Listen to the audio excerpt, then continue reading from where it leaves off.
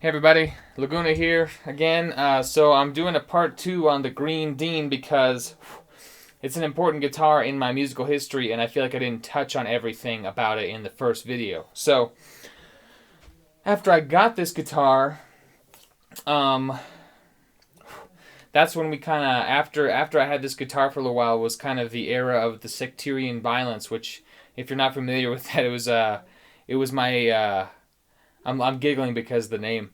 Um, it was my high school metal band, and I wrote a lot of the songs that sectarian violence played on this guitar. So this guitar has an important history, not only because it was the first electric guitar that I bought, but it was like the first guitar I ever used to perform a show live.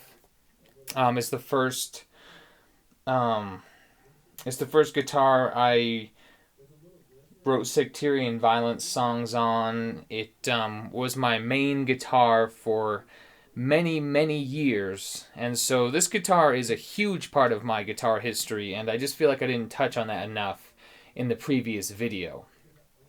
So yeah, it was a good guitar for the shows because it was distinct in the look, and a friend of my dad's actually worked on the action for me. He set it up. He got it playing really clean. I mean, I doubt you'll be able to see it, but it's got a really low action on here, which makes just great to play. And it's got the big pointy headstock, which I like.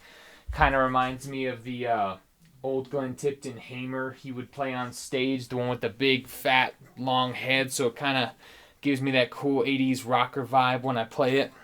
But it's got a severely metal sound.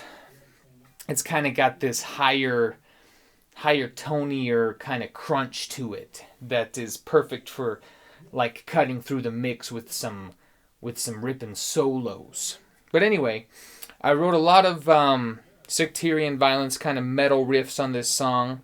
Sophomore year in high school, our music teacher was cool enough to help us record a CD, and I don't know how many tracks was on. I can't remember right now. Maybe 4 or 5 tracks, and this was the guitar I used to record those tracks. And this guitar is also featured on my CD Plugs Out. I can't exactly remember what I played this on the CD, but it's on there. And it's on some recordings that I'm working on right now. But yeah, so still an integral part of my day-to-day guitar playing. This one kind of sits in the stand a lot, and so it's just kind of the guitar I'll pick up and just start playing randomly throughout the day. So this is still very much a part of my day-to-day guitar life. And after I play a show and I don't want to reset up all my gear here at the house, I have an old Fender, which I'll do a video on, that kind of lives here, and it was my first guitar amp, so it kind of fits in with this whole guitar history. I'll show you that soon.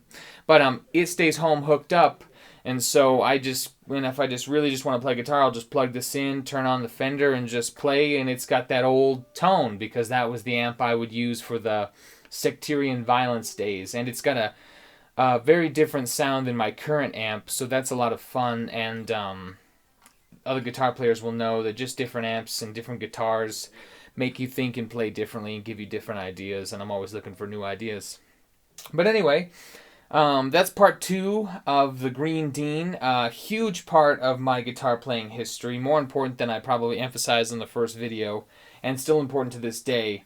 I love this guitar. I would never get rid of this guitar unless I desperately had to.